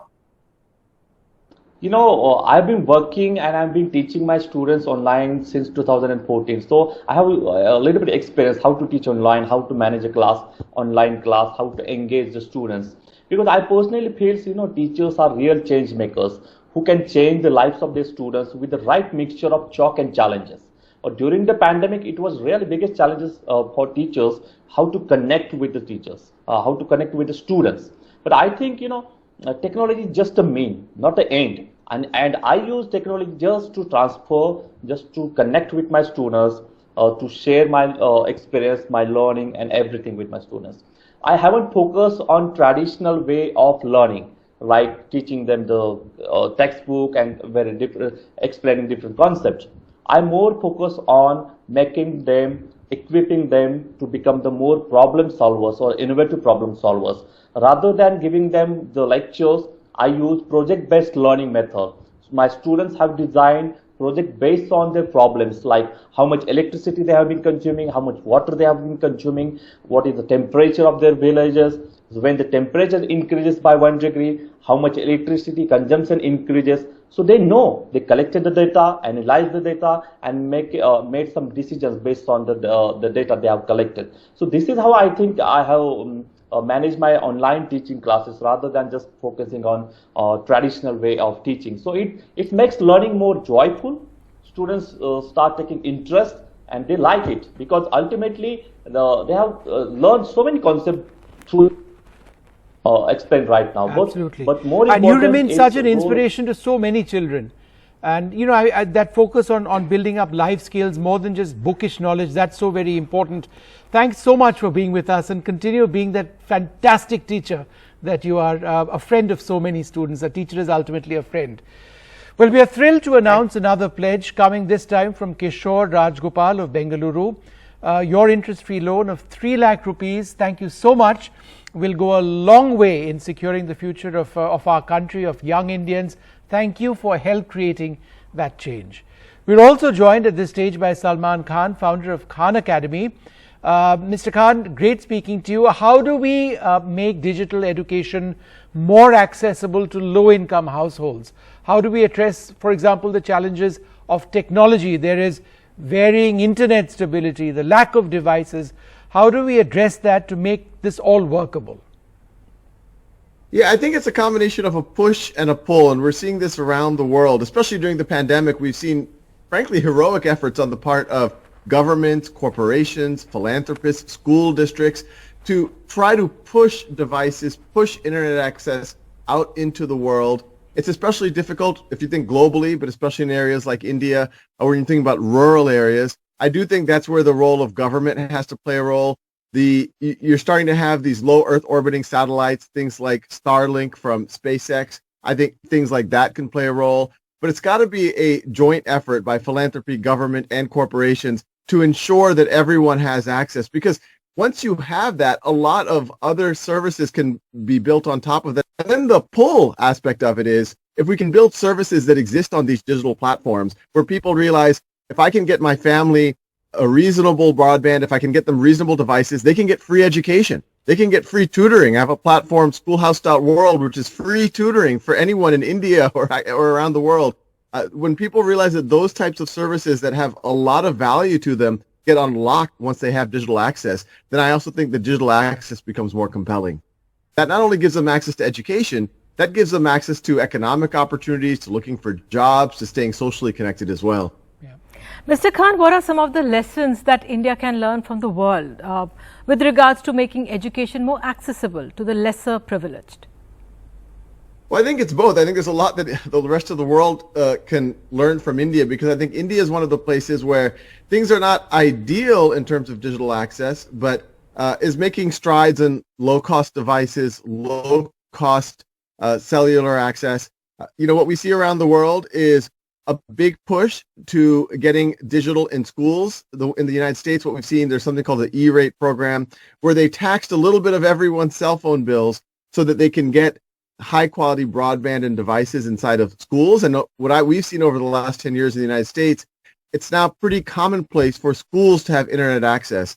And I think something like that in India would be very powerful. It would also make people gravitate towards the schools even more, not just the children, but frankly, even the adults in, say, a town or a village would then get gravitated to the school, maybe out of school hours, so that they too can access the internet, even if they don't have it at home. Hi, Salman. Good to have you here. I just want to ask you a slightly technical question, because you are so involved in education in your life. How do we make digital teaching and digital learning as effective as face-to-face physical? That is a challenge we must overcome, right? This is one of the more interesting things about digital learning, is not only is it a way to learn, but it's a way to take control of your learning. What we're hearing from schools around the world during the pandemic is some students struggled having more independence, having to do things at home, but some students really thrived. And the reality is, it's important to learn your reading comprehension, your writing, learning your how to factor a polynomial, but perhaps the most important skill over the coming decades is learning how to learn. And so right now we have an opportunity, leveraging technology, ideally in conjunction with a physical classroom, to start to personalize to the needs of students, allow them to learn at their own time and pace, allow them to fill in their gaps. We have the ability now with platforms like schoolhouse.world to give free tutoring. The way that we can give free tutoring is that we have high quality volunteer tutors from around the world who are able to connect with whoever is watching children. And then these students can go on to become tutors themselves. So I'm really fascinated with how technology can unlock human-to-human interaction, either through a platform like Schoolhouse.world, where it's happening directly, or on things like Khan Academy, where if students are able to get some of their lectures or their practice at their own time and pace, then when they get into the classroom, they can have more interaction. Thanks so much for being a part of this program. Thanks so much indeed. Well, we're coming to the end of this program, and we've got some fantastic news to share. We've been able to raise just under 4 crores at this stage. It's about 3 crore 84 lakhs that we've been able to raise thus far. But it's important to remember that this campaign continues. So you can log on to ndtv.com/Rangde if you want to become a social investor yourself, and if you want to participate in creating change and making a difference in the life of a child somewhere in India. Please do participate. Yes, thanks to everybody for being with us this evening and for stepping forward. It really, really is so important, because it's amazing how the parents in our society, even the poorest of the poor, are ready to make such sacrifices to make sure their children are educated and they lead a better life. It's wonderful to see, and to help them do this is a huge, huge task that we all must be a part of. So thank you very much. Please come forward and help Rangde do this incredible task in a really important exercise. Thank you once again. Thank you for being with us. और आप सबका बहुत बहुत धन्यवाद कि आप इस कार्यक्रम में हमारे साथ जुड़े रहे। और जाते जाते रंगदे की जो समाज है, जो जिन्होंने इन्वेस्ट किया है, रंगदे के साथ जुड़े हैं, उनका आप सुनिए उनका अंत में क्या कहना है। धन्यवाद। Thank you.